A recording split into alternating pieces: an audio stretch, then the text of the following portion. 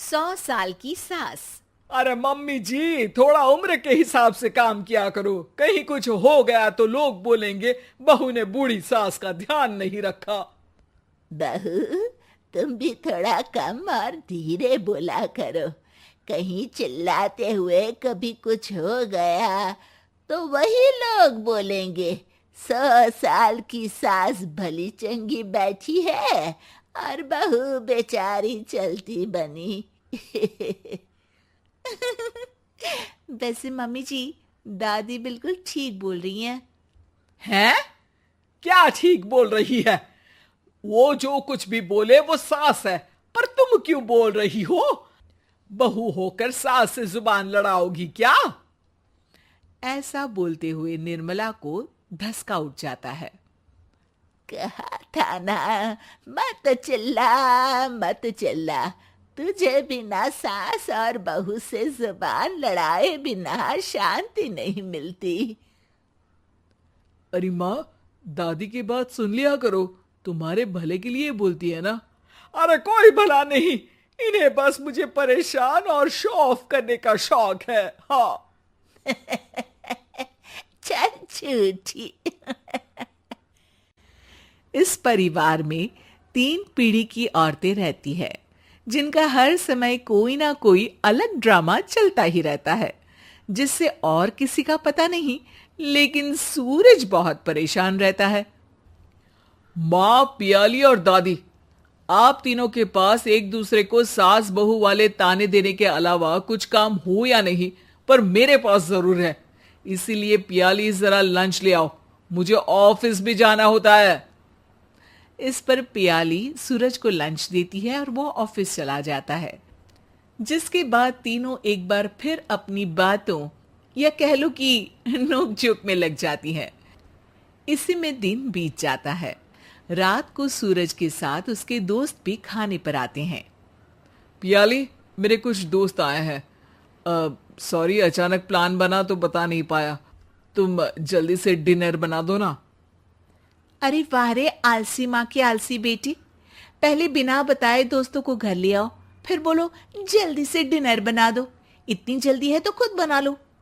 अरे माता, सब बाद में दिखा देना, अभी खाना बना दो ना प्लीज।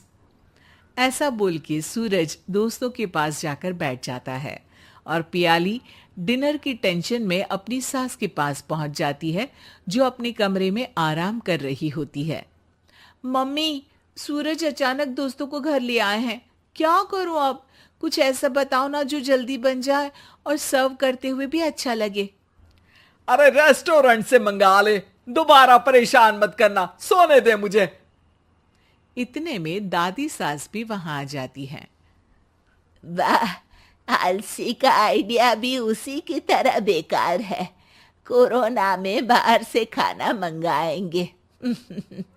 बहू, तुम सो ही जाओ, वही काम अच्छे से कर सकती हो। चल पियाली, मैं बताती हूँ क्या करना है।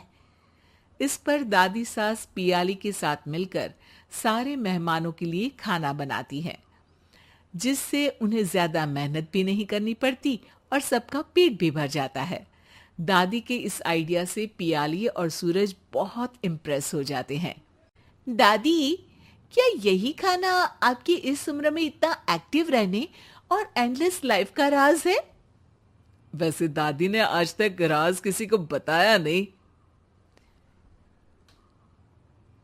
इन्होंने ससुर जी तक को नहीं बताया, तभी तो वो ऊपर पहुंच गए और ये अभी तक यही है। तेरी सास मेरे ऊपर पहुंचने का ही इंतजार कर रही है, पर इस आलसी का ये सपना पूरा नहीं होने वाला। क्यों जी, अमर होने का वरदान लेकर आई हो क्या? अमर का पता नहीं, पर लगता है तुझसे लंबा जरूर जी लूंगी। इससे पहले कि दोनों सास बहू में कोई बहस शुरू होती, पियाली बीच में बोल पड़ती है। ठीक है, आप दोनों लड़ क्यों रही हैं? हम तो चाहते हैं कि आप दोनों हमारे साथ हमेशा रहें। पियाली की बातों पर दोनों शांत हो जाते हैं और उनकी लाइफ पहले जैसे चलने लगती है, जहां दादी सुबह जल्दी उठकर कुछ न कुछ काम करते हुए पूरा दिन बिताती है, तो वहीं निर्मला और पियाली लेट उठने से लेकर धीरे धीरे आलस में काम करना और जब मर्जी सो जाने से अपना दिन बिताती हैं। एक दिन निर्मला की सहेली उनके घर आती है। अरे क्यों रे निर्मला, कैसे चल रही है जिंदगी? सब बढ़िया, बस ये बुढ़िया ऊपर जाए तो ज्यादा अच्छा होगा। अरे ऐसा क्यों बोलती हो? तुम्हें तो उनसे सीखना चाहिए, वो बहुत फुर्तीली हैं। मैं उन्हें रोज मॉर्निंग वॉक करते हुए देखती हूँ, और वहीं तुम और तुम्हारी बहू है जिन्होंने शायद सुबह का सूरज आज तक देखा ही नहीं होगा। सहेली की बात सुनते ही निर्मला भड़क कर चिल्लाते हुए पियाली और अपनी सास को वहां बुलाती है, जिनके साथ सूरज भी वहां आ जाता है और ये सब देख सहेली वहां से चली जाती है।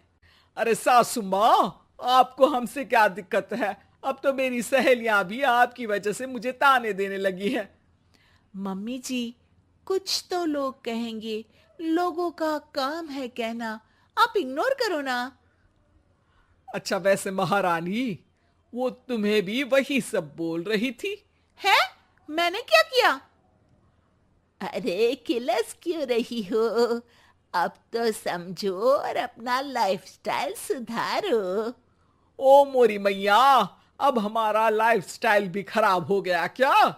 आपका तो हाई फाई है ना, बस उतना ही ठीक है।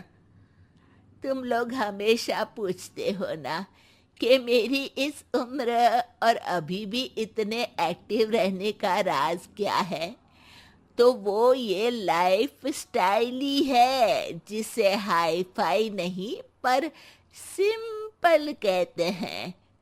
दादी, अब कहना क्या चाहती हो?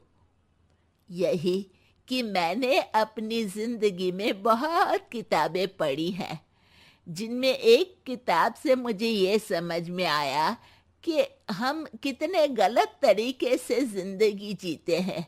उसी के बाद मैंने एक अच्छे जीवन के लिए इकिगाई रूल अपनाया, जिसका मकसद तो सिर्फ अच्छा जीवन जीना था। इतना लंबा कैसे जी गई मुझे खुद अचंभा होता है। ओह, तो मतलब आप मुझे परेशान नहीं करती थी? वो तो आप करती हैं। वैसे ये इकिगाई क्या है? थोड़ी रिसर्च खुद भी कर लो आलसियों, सब मैं ही बता दूं क्या?